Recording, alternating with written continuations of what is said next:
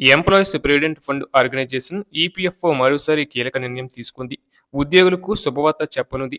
అధిక పెన్షన్ ఆప్షన్ను పునరుద్ధరిస్తున్నట్లు ప్రకటించింది. పూర్తి బేసిక్ పే ఆధారంగా ఎంప్లాయీస్ పెన్షన్ స్కీమ్కి కంట్రిబ్యూట్ చేసేందుకు అవకాశం కల్పించిన పాత ఆప్షన్ను మళ్లీ తీసుకొస్తున్నట్లు టైమ్స్ ఆఫ్ ఇండియా నివేదిక తెలిపింది. దాదాపు 12 ఏళ్ల తర్వాత ప్రభుత్వ సంస్థ తీసుకున్న ఈ నిర్ణయంతో ఉద్యోగులకు లబ్ధి చేకూరనుంది. అయితే అది పరిమిత సెక్షన్ సబ్స్క్రైబర్లకు మాత్రమే ఉంటుందని, గతంలో హయ్యర్ పెన్షన్ కంట్రిబ్యూషన్స్ ఎంచుకున్న వారికి వర్తిస్తుందని తెలిపింది. 2014 సెప్టెంబర్లో ప్రావిడెంట్ ఫండ్ సంస్థ పెన్షన్ వేతనంపై పరిమితి విధించినప్పటి నుంచి చాలా కాలంగా ఉన్న గందరగోళం నేపథ్యంలో ఈపీఎఫ్ఓ ఈ నిర్ణయం తీసుకున్నట్లు నివేదిక పేర్కొంది. 2014 సెప్టెంబర్ 1వ తేదీన ఎంప్లాయీస్ పెన్షన్ స్కీమ్ కనీస పెన్షన్ ₹1000గా నిర్ణయం తీసుకున్నారు. అదే సమయంలో పెన్షన్ పొందేందుకు అర్హత గల వేతన పరిమితిని నెలకు 15,000గా నిర్ణయించారు. బేసిక్ శాలరీ ప్లస్ డిఏ కలిపి గరిష్టంగా 15,000 వరకు మాత్రమే ఈపీఎఫ్ఓలో కంట్రిబ్యూట్ చేసి పెన్షన్ పొందేందుకు అర్హత ఉంటుంది. దీంతో నెలవారీ గరిష్ట పెన్షన్ 7,500 మాత్రమే లభించనుంది.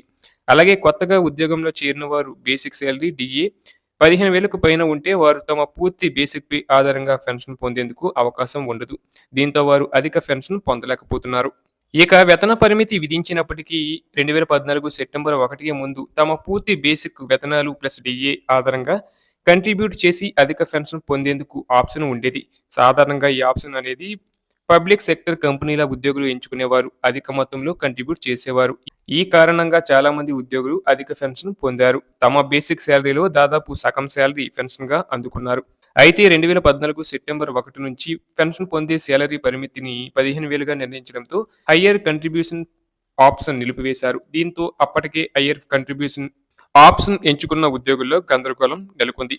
ఇక టైమ్స్ ఆఫ్ ఇండియా రిపోర్టు ప్రకారం ఉద్యోగులు తమ పూర్తి బేసిక్ శాలరీ డిఏ ఆధారంగా అధిక పెన్షన్ కోసం కంట్రిబ్యూట్ చేసి గతంలోని ఆప్షన్ పునరుద్ధరిస్తున్నట్లు కేంద్ర ప్రభుత్వం క్లారిటీ ఇచ్చింది. ఇది కొత్త బెనిఫిట్ కాదని, గతంలో ఉన్న ఆప్షన్ పునరుద్ధరించినట్లు ప్రభుత్వ అధికారులను ఉటంకిస్తూ టీఓఐ నివేదిక తెలిపింది. ఈ నిర్ణయం కేవలం 2014 సవరణకు ముందు హయ్యర్ పెన్షన్ ఆప్షన్ ఎంచుకున్న వారికి మాత్రమే వర్తిస్తుందని గుర్తుంచుకోవాలి.